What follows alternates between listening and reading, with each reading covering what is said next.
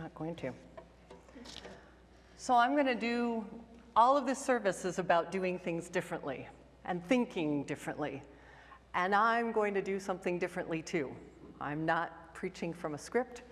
I have a couple notes of outline, and I'm going to try this. I'm also going to set a timer so that I don't go on forever. You all may appreciate that. You know, I've done a lot of Earth Day services, and they've been things like, you know, our Earth is beautiful, let's protect it. Or what are parts of nature that feel really important to us and that help ground us spiritually?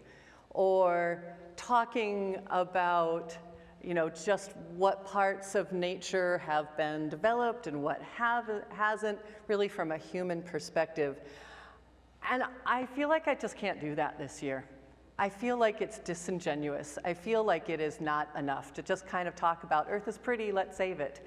It's not going to work. There's a climate change study that amidst all of the pandemic and everything, this massive study came out in February. It's from the Intergovernmental Panel on Climate Change. It was a body of experts convened by the United Nations. It was 270 researchers across 67 countries. And basically they said that not only is climate change bad, it is worse than we thought. The effects are already here, and they are more extreme than what they were expecting. And what we are doing now is too small, and the damage is happening too fast. They essentially said that we need to reduce fossil fuels 43% in the next 8 years to having a chance of keeping climate change to 1.5 degrees, which, by the way, 1.5 degrees, not good news. But to have it not worse, we need to reduce it by 43%, and we need to eliminate them completely by 2050 to keep the Earth from increasing 3 degrees. That's 27 years, and 3 degrees is pretty catastrophic to our Earth.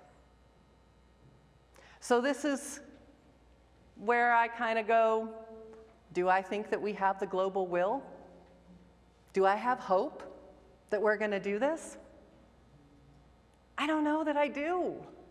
I want to. I'm a hopeful person. We are hopeful people. But have I seen enough information coming from the past to make me think that we're going to be able to do this in 8 years, much less 27? I don't have it. I'm looking for it. I really, really am. I don't want to give up. And a lot of us are doing as much as we can. We're trying to reduce our carbon footprints. You've all heard that? I think of Benji when I think of carbon footprints. He has one of the smaller footprints of people I know. And I know a lot of liberals who are living very small.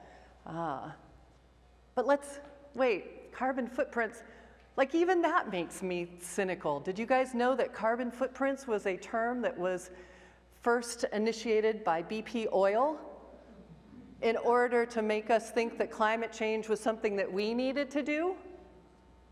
An oil company that's burning fossil fuels, and they created this idea of personal footprint to think that, you know, we have to do more, so maybe it's like abdicating some of their responsibility? Ew, like that's gross. And wait, I need to even go back. Like, there are plenty of people that don't even acknowledge this is real, that don't even think climate change is real. How are we going to do that when we can't even agree that it's a real thing? There's a whole bunch of folks on the right that say climate change, nope, not real. We don't see it. It's not happening. No conversation, no data, just nope. Just nope. And how do we argue with that? Like, what are we supposed to do with that? In fact, it was actually a perfect playbook for how to respond to COVID. COVID? Nope, not real. Fake science. They'd already practiced it with climate change. It was perfect. All you have to do is say, no, it doesn't exist, and you can just stop the conversation. How are we supposed to move forward when that's what we're dealing with? So where does that leave us? It leaves us with a lot of grief. Anyone else feeling grief about this? It's an incredibly new field, actually, something called eco-grief.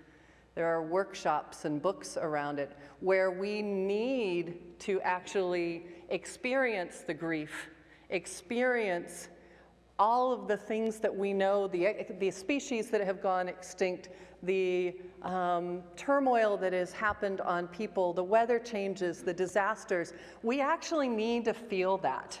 We need to feel it and own it before we can do anything. We need to experience the grief and acknowledge that it's real before we can take any steps to do anything about it. And a major part of climate justice action right now is doing this piece. And then what? Well, I think we need to prepare. I think we need to prepare for drought and famine. I think we need to prepare for bigger storms and more climate refugees. I think we need to prepare for more and more things. Do you remember, like, it was one big hurricane, we would be, Katrina had us, like, that was catastrophic. We talked about it for years. There's been a number of hurricanes that have been just as big.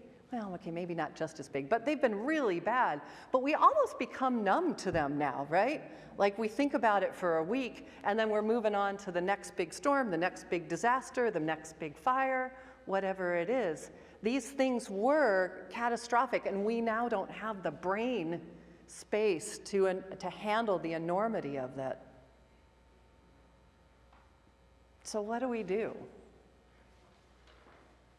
This is where I got stuck on this part of the sermon, because I'm like, I don't know. Where's our hope? What do we do? Where do we find hope? Where do we find the resiliency to go through this? Because you all might have the idea that we might, be able to turn this around in 8 years. I don't know. I'm not sure. So what I think we need to do is we need to look for some antidotes. We can't just give up. That I know. We can't just throw up our hands and say, well, that's what it is. Let's just prepare for the end times. I'm not okay with that option either. So I look to people, I look to movements that are doing exciting things and saying, okay, what is it that we're doing to prepare for what's coming? I look to the permaculture movement. Anyone heard about permaculture? Permaculture is an approach to land management. It is based on looking at flourishing ecosystems and seeing what they're doing. It's all about regenerative agriculture. It's about town planning. It's about thinking about land and community and the intersections there together. It's a lot about building community resilience. So it's all about creating a culture of how do we think about our land and us in relationship in ways that are more sustainable. I look to the permaculture movement for resiliency. I look to the mutual aid movement that is very, very much driven by our folks of color in community for resilience and hope. They are basically looking and saying, okay, who has something to give and who has something in need, and how can we find those needs and meet them together? How can we be in community at the smallest level? This person needs a ride someplace. This person needs some bread. This person needs, a home right now for 2 weeks. Who's got something that we can do it? And it's agreeing to be in community and doing that. So we have a mutual aid opportunity in front of us. On Thursday, I went to a call. Sandy Weir and I were there with the Arizona Faith Network. And Arizona, the way that climate change is showing up for us is heat. Heat in summer, right? We also know that more and more of our folks, because of rising costs because of the pandemic, because of society, because of economy. More and more people are unhoused. More and more people are getting their electricity cut off. And we know that Arizona heat in the summer can be deadly. The statistics that they showed us of how many people die in Arizona and Phoenix in particular each summer are staggering. So there's a mutual aid opportunity for cooling centers, places where people can stop and they can be in the cold and the air conditioning, they can have water, people can check them for heat stroke or heat, what's the other heat? Heat exhaustion, heat stroke, get them to the emergency room if they need. So our friends at the United Church of Christ First Church downtown, they have a building that's right down where the population is. Our building is great, but there's not a lot of people who can get here super easily who might be in need of this. They've got the building, they've got the need. I'm hoping that we've got some people. I'm hoping that we've got some resources that we can contribute for water or for first aid kits. I'm hoping that we can experiment with mutual aid through these cooling centers this Sunday. So in Compass and those on Zoom, there's a link right there. There is a really quick survey, like 30 seconds. Would you be willing to help? Would you be willing to help once in the summer? Once every month and go and volunteer? Would you be willing to give $20 so that we can buy a little bit more water? Would you be willing to give a little bit of your time, your money, your energy so that we can help save lives? Because that's what climate change is going to look like in Phoenix. That's what we need to do and how we can help our most vulnerable people in the community. That gives me hope. Seeing a lot of you sign up will give me more. This pandemic, the race revolution, all of these things, they have been preparing us for this. It is a really awful way to prepare us. Would not recommend it. I wish we didn't have to go through it. But we have found new ways to be in community. We have found new ways to live smaller.